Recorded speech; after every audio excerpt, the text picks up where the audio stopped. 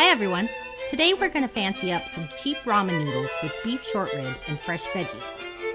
I'm doing this in my Instant Pot Mini, but it'll work just fine in a 6-quart, and you can even double it if you're using a 6.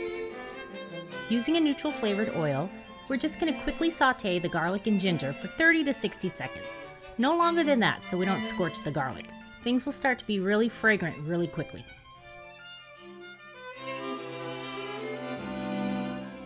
Now we add in all our liquids.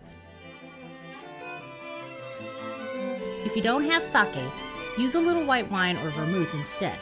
Or just add a couple extra tablespoons of water if you want to avoid alcohol altogether.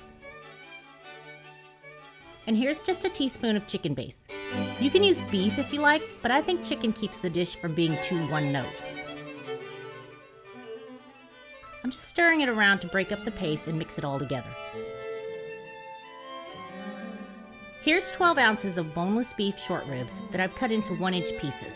It's a fatty cut that will become super tender after cooking.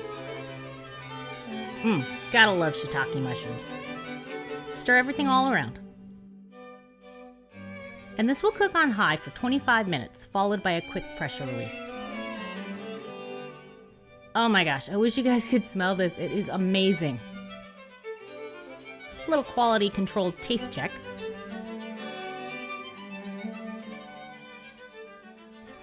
Perfecto. Time for the noodles. You can find these just about anywhere for about 30 to 40 cents each. I will save these flavor packets to add to my stash. I like to use them in other things. It doesn't matter what flavor you choose since we just want the noodles.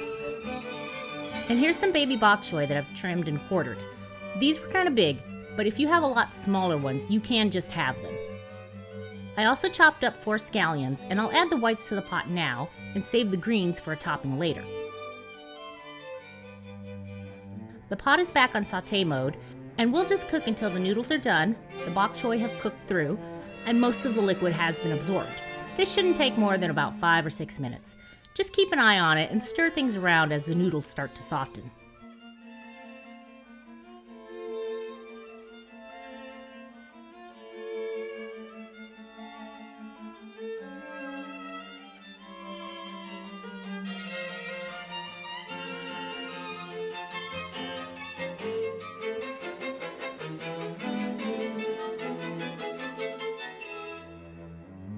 This makes enough to feed 2 or 3 people, depending on how hungry you are. And you can pick and choose your toppings depending on your own taste.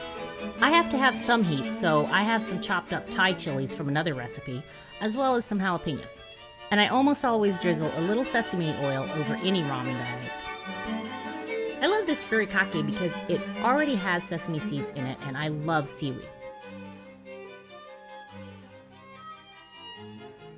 So fragrant, so much umami, and so much better than plain instant ramen. I hope you enjoyed the video. As always, ingredients and instructions are below in the description box. Make sure to like, share, subscribe, and leave a comment on what you'd like us to make next. Thanks so much for watching, and I will see you in the next video. Bye-bye!